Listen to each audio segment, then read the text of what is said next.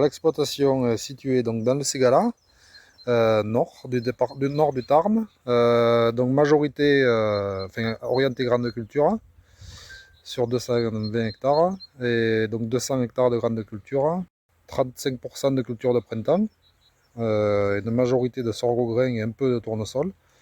Et après, du blé, de l'orge et du colza. L'idée, c'est de limiter la quantité de serre à la paille pour maîtriser le salissement graminé.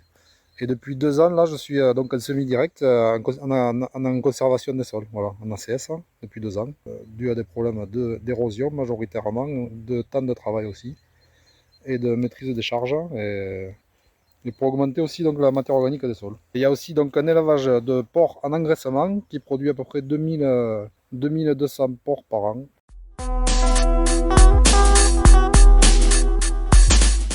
Il y avait 2 cultures, la luzerne et du blé. Et la luzerne, c'est une culture associée qui permet de faire la biomasse, de faire de l'azote. Et ça me fait un support je mets des serres à la paille pendant 2-3 ans dedans. Et en fait, la luzerne, en gros, la luzerne, quand je vais moissonner le blé, elle va repousser, va faire du volume et que je ne vais pas forcément exploiter. D'ailleurs, que je n'exploite pas. Je ne vends pas de paille et tous les couverts sont restitués au sol. Je ne vends que les grains.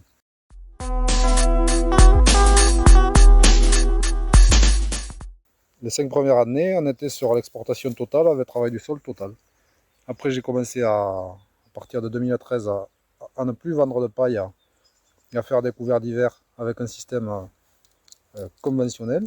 Après, depuis 2018-19, je suis passé sur des systèmes simplifiés, mais le problème du système simplifié, de mon point de vue, c'est que quand on gratte trop la terre, on a tendance à faire, à faire lever des graines. Donc après, j'essaye le plus possible de faire du semi-direct. D'accord. Pour limiter le salissement. Parce qu'en fait, dans l'idée, je peux accepter un salissement sur un couvert, mais après sur une culture de vente, ça me dérange parce que c'est quand même le fait de vendre une culture qui me permet de rentrer l'argent. Bien sûr. Voilà. Si je fais une culture, je peux accepter certaines herbes, mais pas forcément d'autres, parce que je sais que où elles me poseront problème à ma culture, donc de l'année, ou alors je risque d'avoir un problème sur 2-3 ans.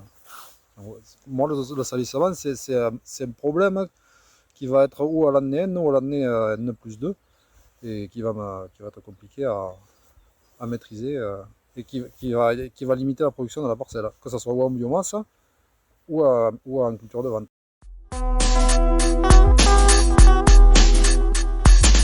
L'avantage de semer des couverts, ça permet d'avoir des sols qui ressuient plus vite au printemps.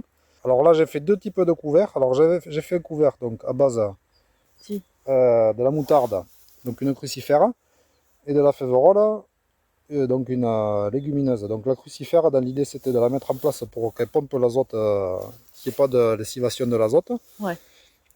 Et la féverolle, en fait, c'est pour faire de l'azote en plus qui serait disponible pour le printemps. Donc l'intérêt, c'est de limiter donc, tout ce qui est lessivage des engrais, mais aussi des matières actives, des désherbants qui peuvent être résiduels, quoi. Donc ça va faire un peu un effet éponge. L'intérêt que j'ai aussi, moi, c'est de limiter l'érosion pendant l'hiver. Ouais. D'augmenter la matière organique, donc d'augmenter en fait la vie du sol, puisqu'il faut quand même nourrir les vers pour les... Après, en gros, les racines de moutarde qui vont mourir, elles ont quand même fait un travail de fissuration. Donc en gros, elles me font un travail du sol à ma place, quoi. Et c'est aussi de limiter comment dire, de ne pas avoir des sols qui sont trop pleins d'eau en sortie d'hiver. Bon, cette année, c'est pas le cas parce qu'il pleut pas, mais s'il y avait des grosses pluies, qu'il avait fait un temps plus doux, on aurait des couverts beaucoup plus forts. Alors le couvert, ça peut être un couvert, bon, des fois, de mon point de vue, vivant, mais aussi pailleux. Alors, si on exporte la paille, il faut essayer de remettre un fumier, déjà. Après, l'idée, c'est beaucoup plus facile, l'idée, dans un premier temps, et c'est ce que je fais moi pour le moment, donc, parce que j'ai pas 20 ans d'expérience non plus, c'est de faire un couvert le plus puissant possible, et derrière d'y mettre plutôt une culture de printemps, parce que au pire, si je veux dire, ça laisse un peu de recul pour maîtriser ou le volume de biomasse, s'il y a besoin de faire un petit travail du sol, ou d'avoir une dégradation un peu plus poussée sur le printemps. Voilà. Et d'essayer de garder un sol couvert permanent, mettons, avec une culture d'été, et derrière une culture de serre à la paille. Voilà. Ok. Le top, c'est mettons culture d'été, serre à la paille, Ouais. on fait un couvert d'hiver et on refait une culture d'été derrière. Voilà. Et ça permet de ne pas faire trop de serre à la paille non plus, je veux dire. D'accord. Voilà. Impeccable, ouais. Et aussi, je suis pas, voilà, j'irrigue pas. Je n'ai pas d'irrigation sur l'exploitation. Donc c'est pour ça que je fais plutôt du sorgho grain ou du tournesol, mais pas trop, qui va être plus résistant à la sécheresse, quoi.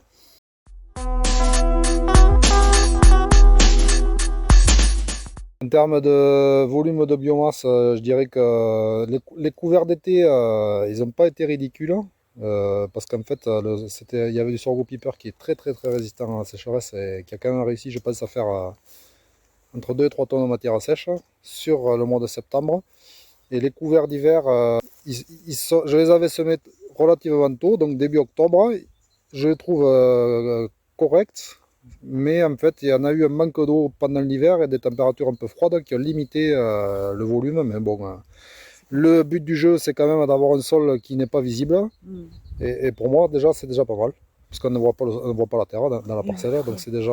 fait. Après, on aurait pu faire plus de biomasse, mais bon, ce sera pour un prochain. Et ouais.